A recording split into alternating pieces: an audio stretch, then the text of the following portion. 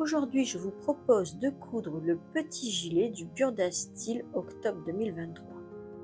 Il vous faudra 1 mètre de tissu et 70 cm de doublure. Désolée pour le cadrage, je me suis trompée de sens. Après avoir décalqué les pièces du patron se trouvant dans le milieu du magazine et préparé les pièces dans le tissu, je viens prendre les pièces du devant et poser un bâti, afin de repérer les poches avec une forme particulière. J'utilise un fil bon marché et de couleurs contrastantes. Ici, j'ai zoomé pour que vous puissiez bien voir.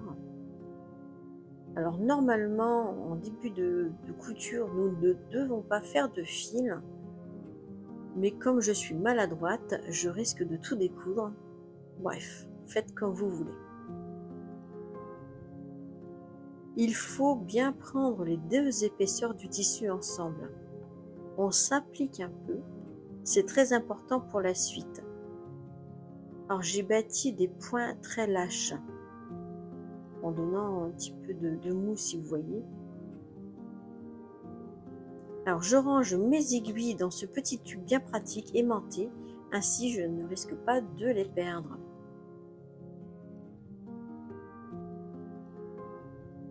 Je vais venir séparer les deux pièces, pour cela je détends même les fils de façon à pouvoir passer le ciseau sans enlever le fil et ainsi garder le marquage des deux pièces.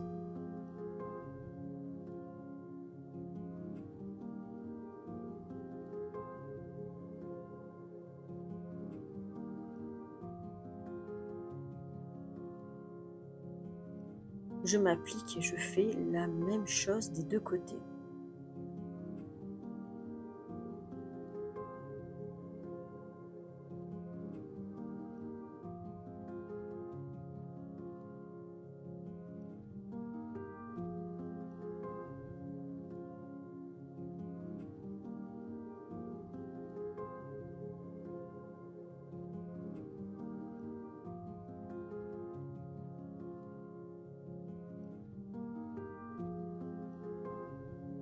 Lorsqu'on sépare les deux pièces, on aperçoit le marquage.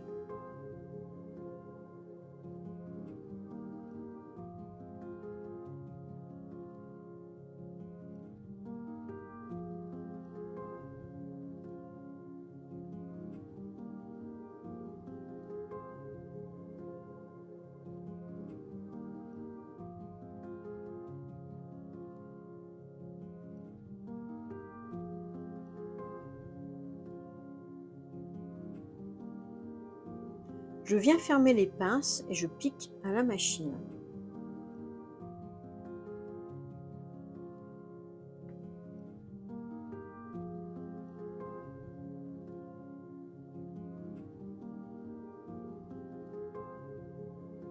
Alors ici, mon astuce consiste à relever les poches du patron sur le patron, sur une feuille blanche pour être sûr de mes repères.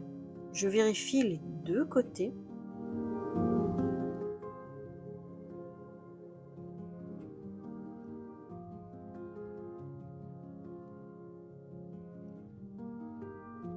Ici, je vais venir entoiler la partie de la poche sur l'envers. Pour cela, je découpe approximativement l'emplacement de la poche sur de la Vieseline 785. Il me semble que cette étape n'est pas indiquée par Burda, mais comme mon tissu s'effiloche beaucoup, je vous conseille de le faire si le vôtre est tout autant.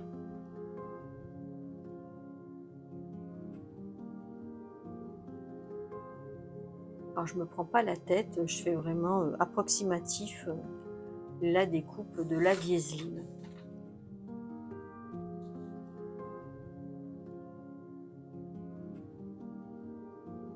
Avant d'appliquer mon thermocollant, je repasse les coutures, les pinces avec soin.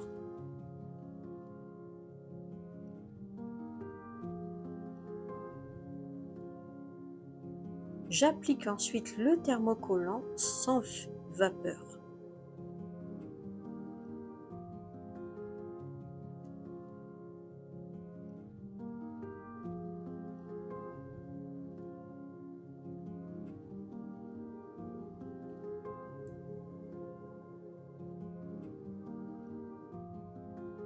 Alors je m'aperçois que mon fil n'était pas forcément bien marqué, donc je redessine les angles des poches avec un stylo friction qui s'efface à l'air, pas à l'air chaud, mais avec le fer à repasser tout simplement.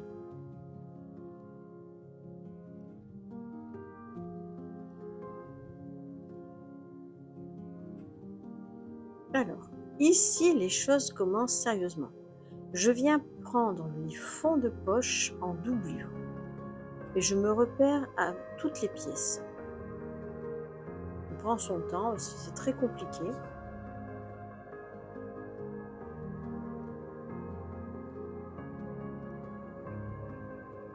Je plie en deux les deux passepoilés, enfin les 4 petites pièces qui constituent le passepoil de la poche.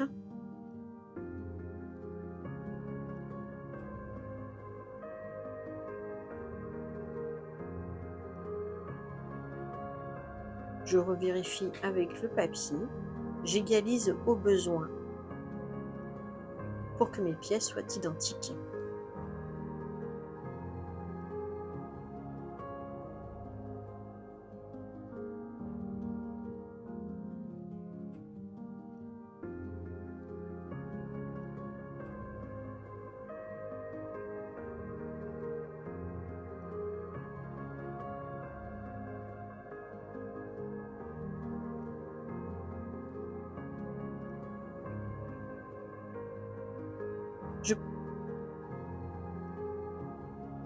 Je viens prendre mes passepoils que je viens positionner sur la doublure en fond de poche. Il y a 2 pièces différentes, faites bien attention. J'espère que cette séquence vous sera lisible.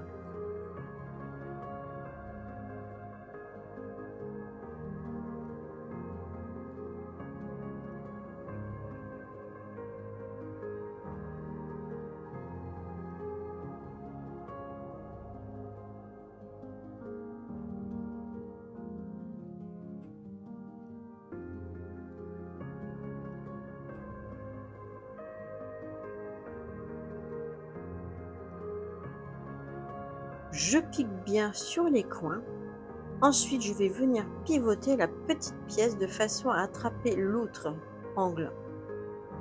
Je retourne pour vérifier si cela me semble correct.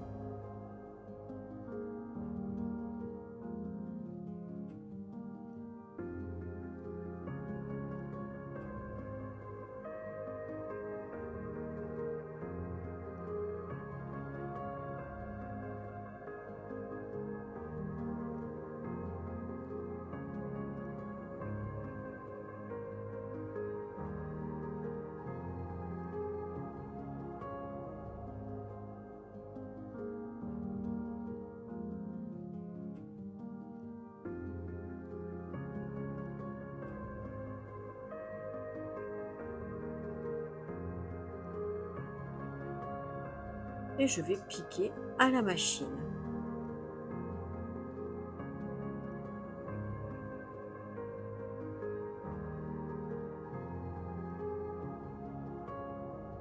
Et je recommencerai en sens opposé pour l'autre côté.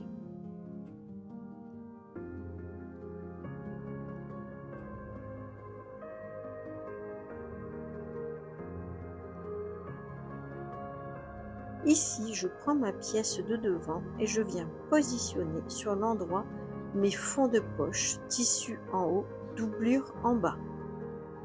Cette étape est délicate, donc je prends mon temps, je repositionne mon modèle pour être sûr.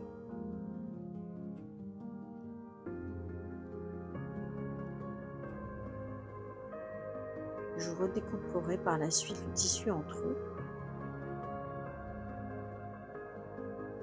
Sur les burdas, les marges ne sont pas incluses, donc n'oubliez pas lors de la découpe du patron de rajouter les marges de couture.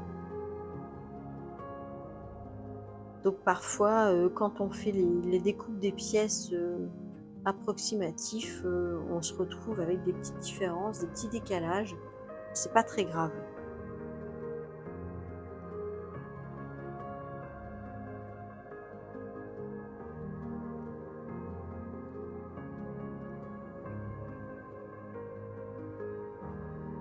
faut bien évidemment respecter le cadre de la poche. Si ça dépasse de chaque côté, c'est pas grave, mais il faut bien respecter j'ai envie de vous dire l'encadrement, je sais pas comment on peut dire autrement, mais bon, de la poche.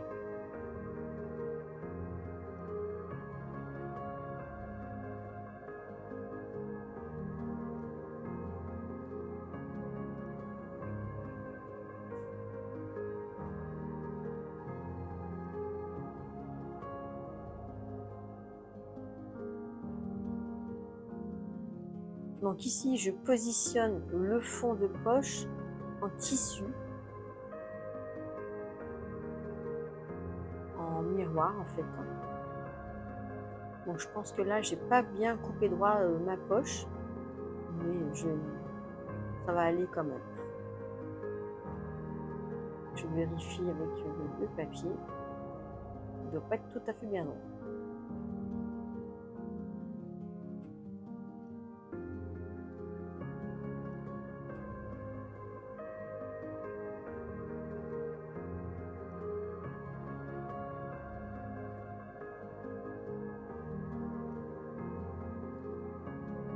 Je vais venir piquer à la machine 2 lignes parallèles, une sur le tissu et une sur le fond de poche. À cette étape, malheureusement, je me suis un peu arrachée. Je vais devoir découdre, mais pas d'hésitation, ce n'est pas parfait, il faut recommencer. Sinon, ce ne sera pas joli, mais c'est mieux de tout refaire.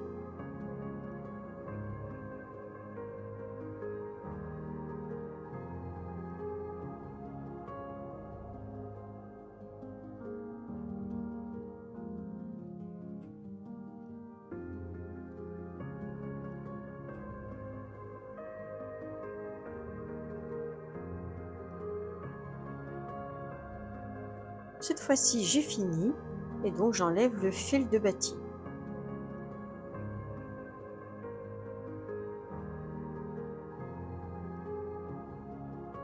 Je viens découper entre les 2 lignes de couture sans aller jusqu'au bout. J'essaie en général de garder pratiquement 2 cm et je finis comme un triangle, ou je sais pas comment je peux dire, mais bon, vous voyez un peu. J'essaie de vous montrer au mieux.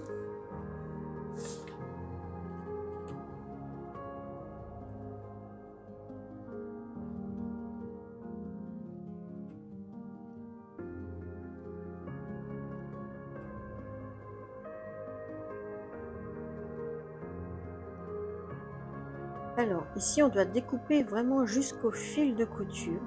C'est très important pour ne pas avoir de plis sur l'endroit. Sinon, ça va faire un petit bec.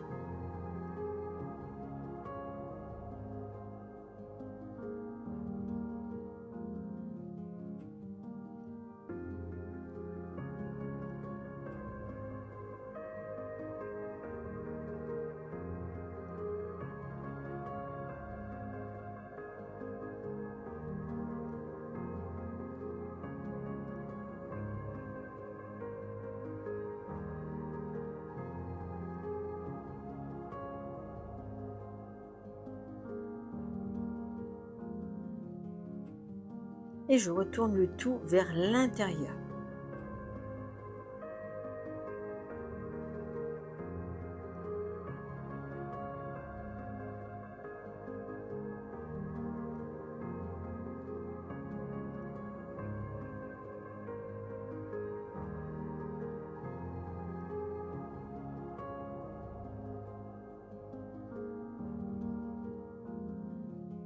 Je le fais minutieusement, je m'applique.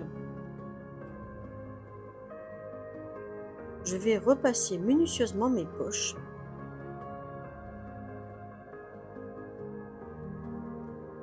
Le petit fer que vous voyez à l'image vient de chez Lidl. De temps en temps, ils en refont. Bon, le mien est un peu cassé puisqu'il est tombé à plusieurs reprises par terre. Je suis un peu lourd. Mais bon, sinon, il est très efficace et moi je l'aime beaucoup ce petit fer. Mais faites pas comme moi, ne le laissez pas tomber par terre.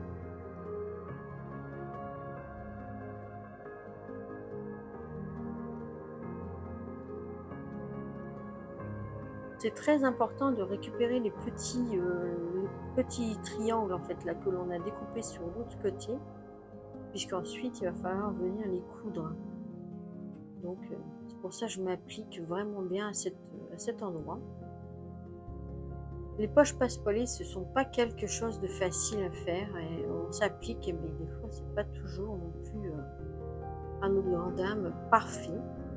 Mais j'épingle sur l'envers les fonds de poche, ainsi que le petit triangle. Donc c'est très important de ne pas le faire trop petit ce triangle, puisqu'à cette étape, là, il vous sera difficile de l'attraper pour le coudre. Je vais piquer mes fonds de poche, pour cela je commence d'un côté pour finir de l'autre côté, en faisant attention de prendre les triangles dans ma couture.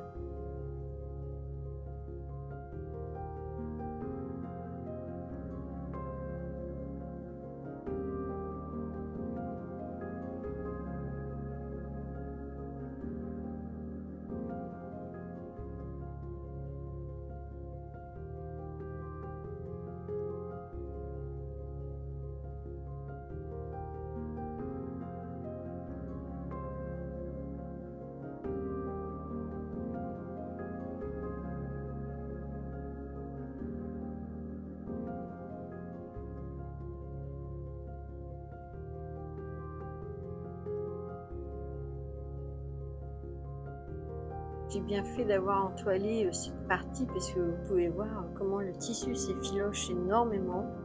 Si j'avais pas entoilé, j'aurais été vraiment dans une catastrophe. Et je découpe le surplus de ma couture. C'est pas une étape essentielle, puisqu'après le gilet étant doublé, ça ne se voit pas, mais bon, je l'ai fait quand même.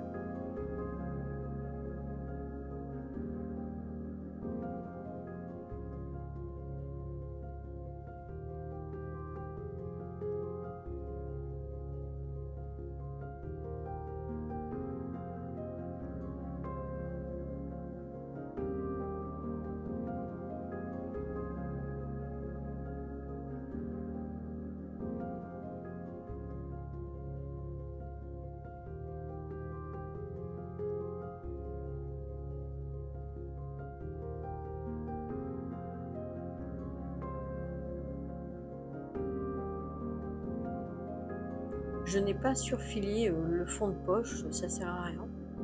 Vous pouvez le faire, mais bon, c'est peut des fois faire attention, comme c'est très délicat comme couture, de ne pas couper avec le couteau une couture, et là vous partez à la catastrophe. Donc voilà, mes deux poches sont finies. Donc ici j'ai oublié de vous filmer, mais rien de bien difficile, j'ai cousu simplement la couture milieu du dos. Donc là, j'ai assemblé le dos, les côtés dos, ainsi que les devants, endroit contre endroit, par les épaules. Donc là, on vient apercevoir une petite patte de chat. Mais Minette, comme à son habitude, vient vérifier mon travail. Petit moment câlin. J'entoile mes parmentures de devant.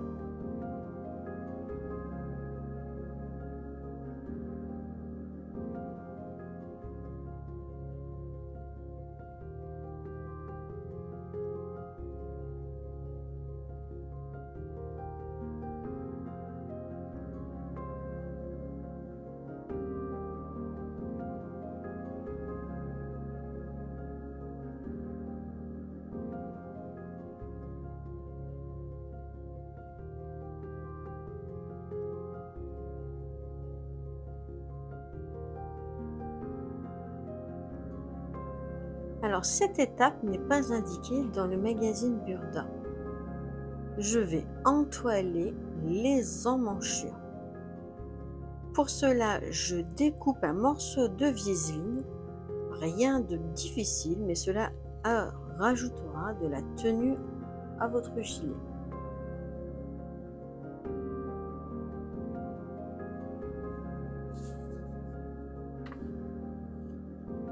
Donc je fais les deux devant et les deux derrière, forcément.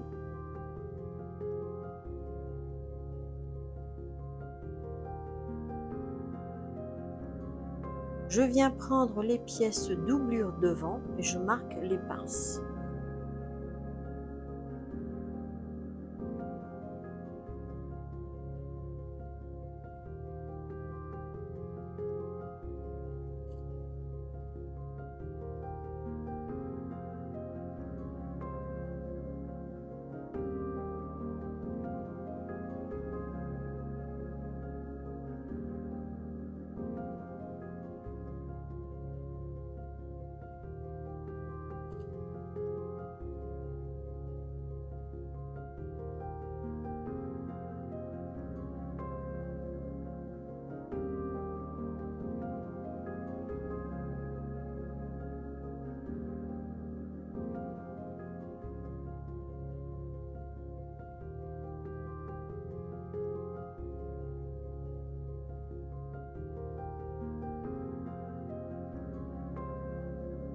Alors pour ceux qui ne sont pas habitués, vous pouvez les bâtir à la main. Moi personnellement je ne le fais pas. Je pose simplement des épingles et je pique directement. C'est un choix, faites comme bon vous semble. Ici je repère les plis d'aisance de la pièce dos à l'encolure et en bas de la pièce. Sur le patron, on nous dit de le couper en deux. Moi, je l'ai gardé en un seul morceau. C'est-à-dire que j'ai coupé ma pièce au pli. C'est un choix. Faites comme vous voulez.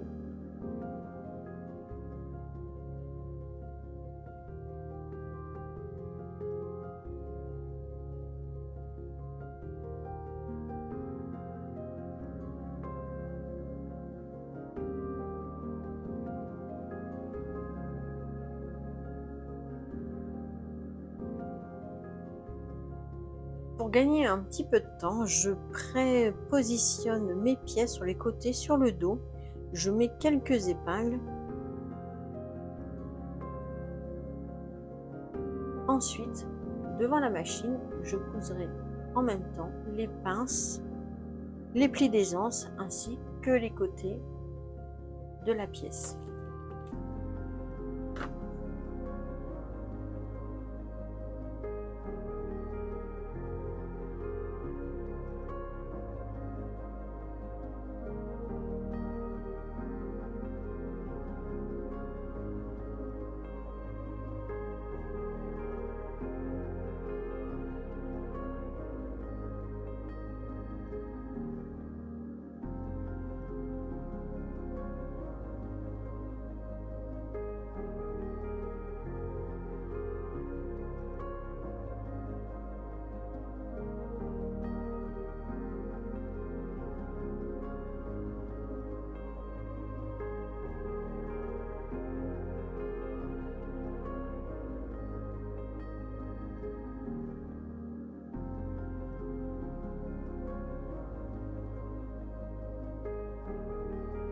Je mets les parmentures endroit contre endroit sur les devants de doublure.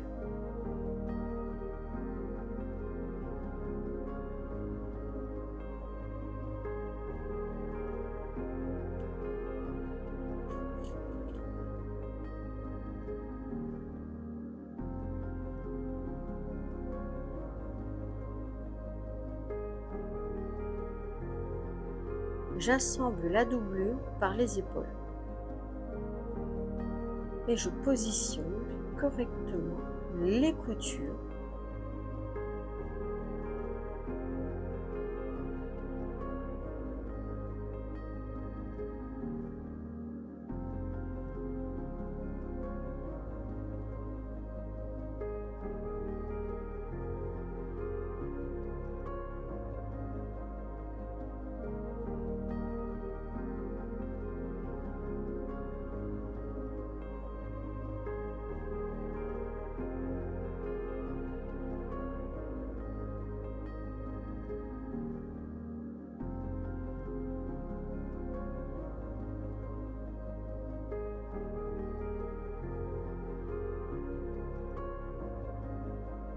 et je ferme les côtés en même temps.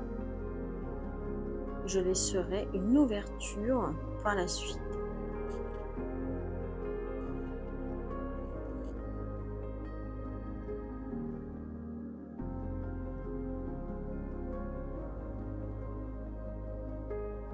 Je viens repasser l'ensemble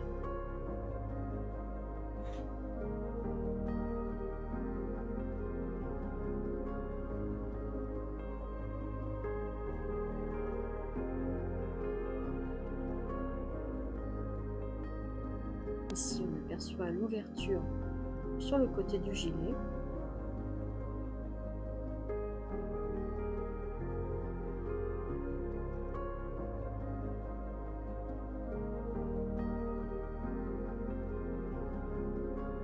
J'écarte les coutures au fer. Je reprends le gilet et je vais positionner endroit contre endroit tous les repères. Milieu dos, épaule, angle d'encolure. Et je vais terminer par les emmanchures.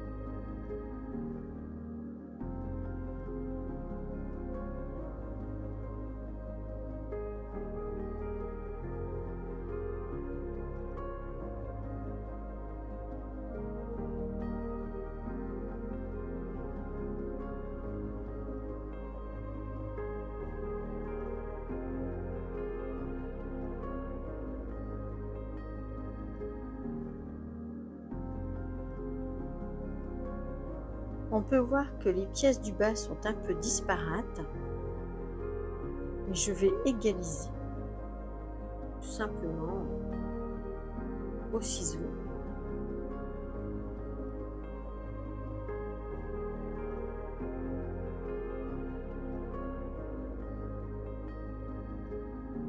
J'ai piqué toutes mes coutures précédentes. Je vérifie si mes pièces sont égales côté droit et côté gauche. C'est là que commence mon erreur. Maintenant, ne faites pas comme moi.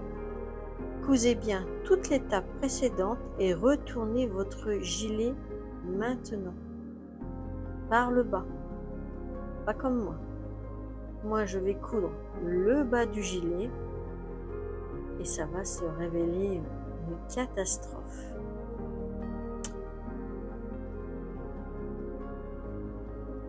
Comme vous pouvez le voir, vous ne pourrez pas retourner votre gilet.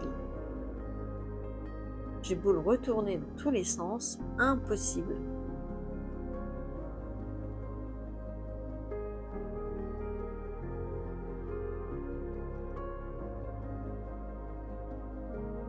je ne peux pas retourner au niveau des épaules en fait. Voilà, je suis prisonnière. Donc ne faites pas comme moi. Retournez-le avant de fermer le bas. Comme on dit l'adage, il faut être pris pour être appris. Moi, je n'ai pas le choix. Je vais devoir découdre les épaules pour pouvoir retourner mon gilet.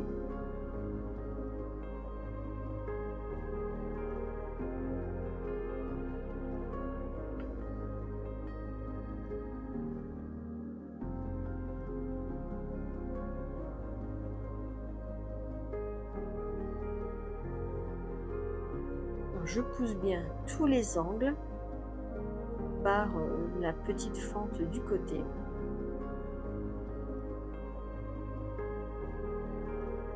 Là, vous pouvez voir que j'ai décousu les épaules.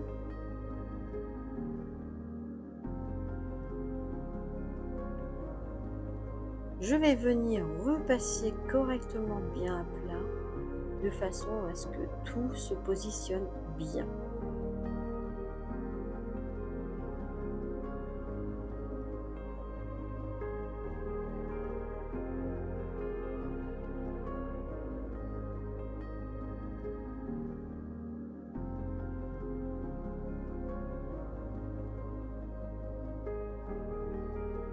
Minette vient m'encourager de mon erreur.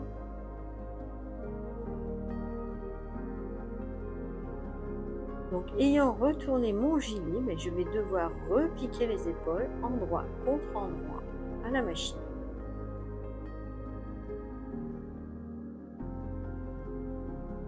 Cette fois-ci, je finirai la doublure à la main, petit point rentré, pas d'autre solution.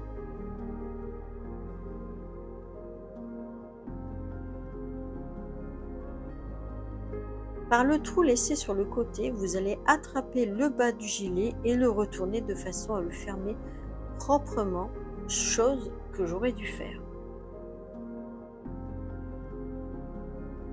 Ici, je vérifie si les deux côtés sont corrects.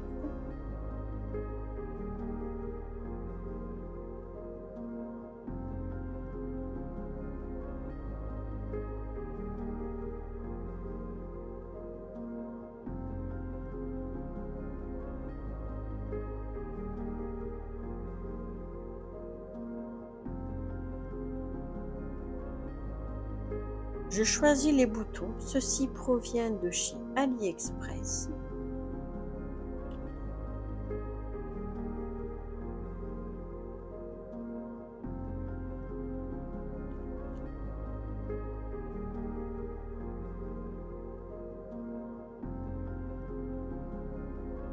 J'ai cousu dans les marges des petits points pour que pas que la doublure dépasse deux gilets d'environ 2 cm. Voilà, Minette vient vérifier le travail fini.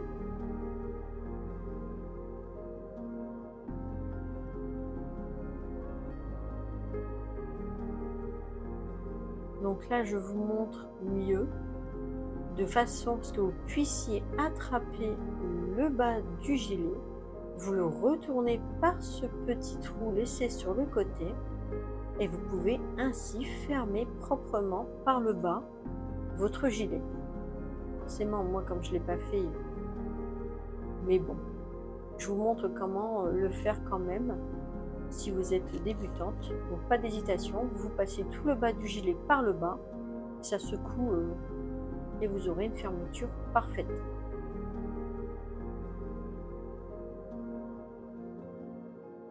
Voilà ce que ça donne, le gilet fini.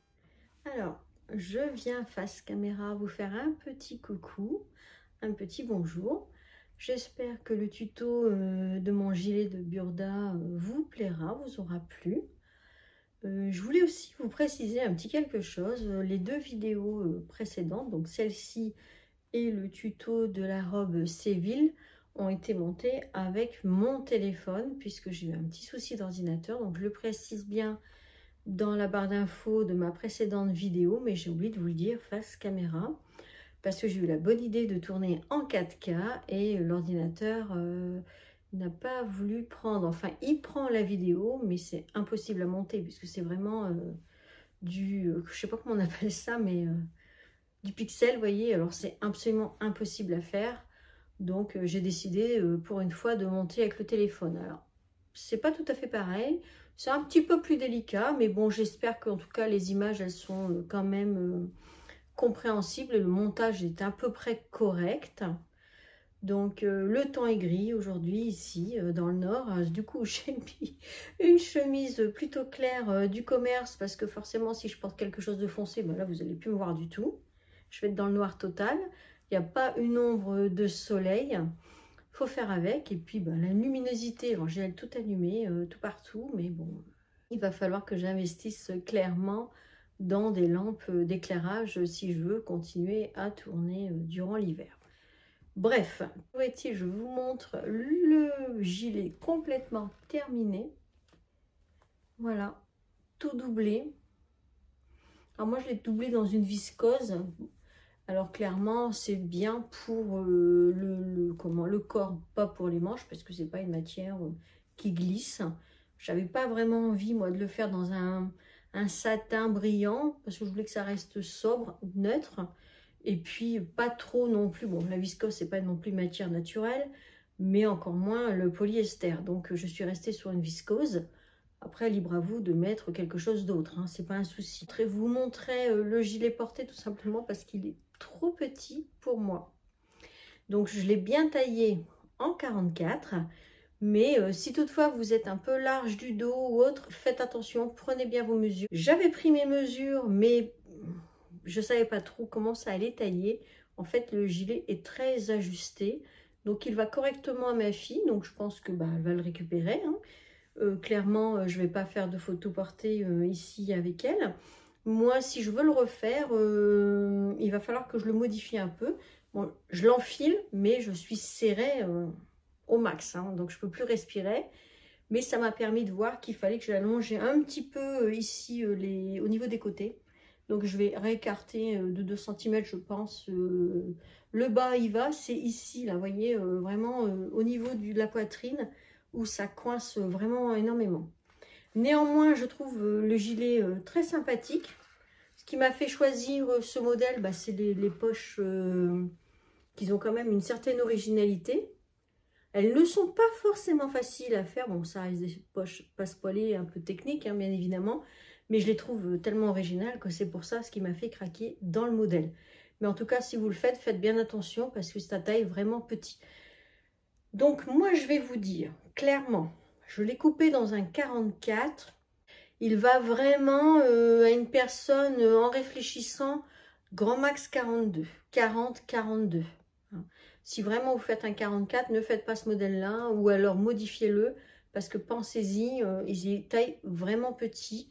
D'ailleurs, peut-être que je devrais vous mesurer ici. Alors, je vais vous mesurer ici, aisselle, gilet fermé, de façon à ce que ça vous donne l'idée, peut-être, de ce que ça pourrait donner une fois, si ça peut vous correspondre à votre taille. Je peux faire ça parce que c'est vrai que j'y ai pas pensé de le faire avant. Là, je vais le faire tout de suite, de façon à ce que vous puissiez vous rendre compte vraiment de ce que ça peut donner, vraiment couture.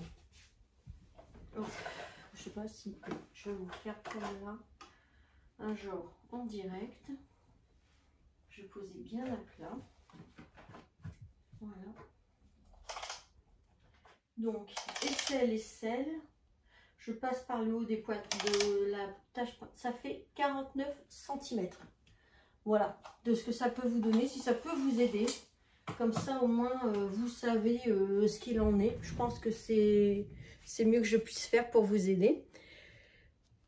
Donc, point de vue du montage, ne faites pas comme moi. Hein. Moi, j'ai dû, vous l'avez vu hein, sur la vidéo, refermer par la machine, les épaules. Et puis, j'ai fait une petite couture point fermé. Bon, ça ne se voit pas hein, sur l'intérieur. C'est un peu dommage, mais bon, c'est comme ça, hein, j'assume. Hein. De toute façon, pour moi, c'était surtout un patron, j'ai envie de vous dire, pour un essai, pour une toile, comme on dit. C'est une toile qu'on peut porter sur un jean quand il va arriver. Bon, là, c'est une couleur peut-être un peu claire, quoique bon, je porte des couleurs claires aussi à cette saison-ci. Mais sur un jean au printemps, un jean blanc ou quelque chose comme ça peut vraiment être bien sympathique. Voilà tout, mais j'espère vous avoir tout dit, vous avoir tout précisé. J'espère que ça va vous donner envie de coudre ce gilet qui me semble vraiment très beau. Juste faire attention à la taille. Dites-moi en commentaire si ceci vous a plu, si ça vous a aidé. Et puis, je pense qu'on se retrouve bientôt, cette fois-ci, je l'espère, pour un bilan couture. Alors, clairement, je n'ai pas du tout le temps de le tourner en ce moment. Je ne sais même pas si je saurais vous le faire avant Noël. Alors, peut-être plus de temps entre Noël et Nouvel An, c'est possible. Mais avant Noël, sincèrement, j'y crois pas des masses parce que j'ai vraiment beaucoup de choses à faire avec le travail. Déjà, je travaille vraiment jusqu'à la limite des fêtes. Donc après, j'aurai une pause entre Noël et Nouvel An. Donc, ce qui me permettrait peut-être de pouvoir tourner un bilan cette fois-ci. Mais là, clairement, j'aurai pas le temps. Ou alors, ça sera vraiment du rapide. Et puis, bon, j'aime pas tellement faire ça parce qu'il faut tourner. Il faut aussi le monter, etc. Tout ça, mine de rien, ça prend du temps. Et puis, j'ai eu l'idée d'ailleurs, pourquoi pas faire un petit, je sais pas si je le néanmoins, de faire un bilan couture, donc ce serait pourquoi pas en janvier 2024, de tout ce que j'ai pu coudre en 2023. Ça peut peut-être être intéressant, parce qu'on a toujours l'impression qu'on n'a pas cousu tellement, et qu'on manque de temps, de timing, enfin en tout cas moi personnellement, que je manque de temps, etc. Mais au final, quand je regarde dans ma garde-robe, j'ai l'impression quand même que cette année, j'ai quand même pas trop mal rempli cette dernière. Donc, ça serait un bilan, j'ai envie de vous dire, un peu surprise aussi à moi-même, une note à moi-même, tout simplement. Je vous souhaite de passer de très bonnes fêtes de Noël en famille, profitez. Pas trop d'achats et de dépenses inutiles pour les fêtes de fin d'année. On peut faire aussi des cadeaux utiles ou pourquoi pas, si vous avez le temps, fait maison. Mais bon, après, voilà, c'est propre à chacun. On fait ce qu'on peut avec ce qu'on a. J'ai envie de vous dire, je vous laisse et je vous dis à très vite.